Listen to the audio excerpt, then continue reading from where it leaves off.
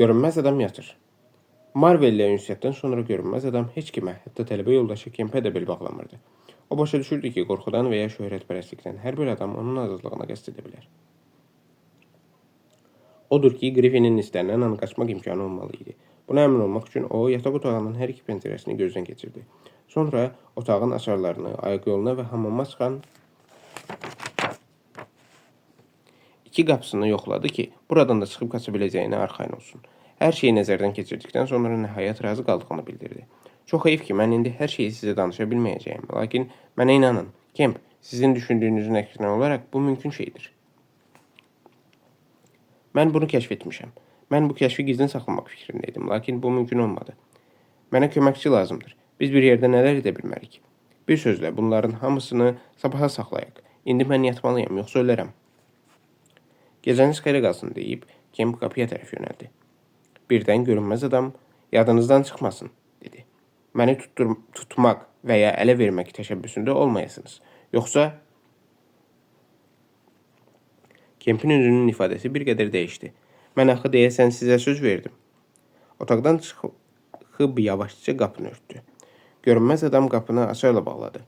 Kemp əlini alnına vurdu. Mən bunların hamısını yuxuda mı görürəm? Mən ağlımı itirmişəm, yoxsa bütün dünya dəli olub? Öz yataq otağımdan qovulmuşam. Həm də kim qovub? Aşkar bir cəfəngiyat. O dönüb bağlı qapıya bir də baxdı. Yuxudan oyanmaq istəyirmiş kimi əli ilə saçını qarışdıraraq, bu inkar edilməz faktor, dedi. Bəli, inkar edilməz faktor, lakin... O ümidsizcəsinə başını buladı. Geri dönüb aşağı indi. Yemək otağındakı lampanı yandırdı. Öz-özü ilə mübahisə edərək otaqda gəzişməyə başladı. Kemp çox qayğılı görünürdü. O qəbul otağına keçdi. Orada qəzetlər var idi. Kemp qəzeti götürüb səhifəni çevirdi və Portstonda matrosun böyük şeylə Marvel oxuduğu Ipingdə qəribə hadisə xəbərini gözdən keçirdi. Bürünmüşdür, deyə Kemp səsləndi.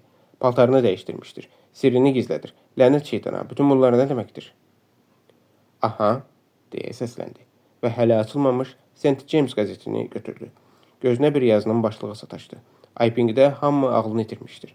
Kemp səbirsizliklə yuxarıda təsvir etdiyimiz Iping hadisəsi haqqındakı skeptik bir məqaləni oxuyaraq aman Allah, deyə səsləndi.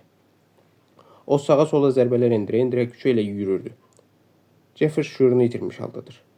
Mr. Hucksters ağır yaralanmışdır. Gördükləri haqqında hələ heç bir şey deyə bilmir. Vikarinin ağır təhqir edilməsi.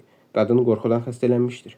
Pəncərələr sındırılmışdır. Ehtimal ki, bütün bu qeyri-adi hadisə uydurmadır. Ancaq çox maraqlı olduğu üçün çap etməmək olmaz. Kemp qəzeti əlindən saldı və gözlərini döyə-döyə qaldı.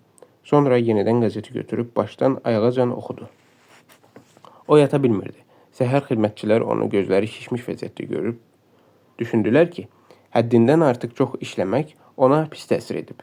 Kemp onlara əmr etdi ki, 2 adamlıq yemək hazırlayıb yuxarıya, kabinetə aparsınlar. Sonra küncdə qoyulmuş balaca yazı stoluna yaxınlaşıb bir vərəq götürdü və yazmağa başladı. Yazısını bitirdikdən sonra konvert götürüb üstündə ünvanı yazdı. Port Bardock, Polkovnik Edaya. Kemp elə bu işlə məşğul idi ki, görünməz adam yuxudan oyandı. O, yuxudan bikəf oyanmışdı. Bütün səslərə diqqətlə qulaq asan Kemp, yuxarıda yataq otağında onun ayaqlarının əsəbi tappıltısını eşitdi. Sonra yıxılan stolun və sınan stəkanın səsi gəldi. Kemp tələsik yataq otağına qalxdı. Son.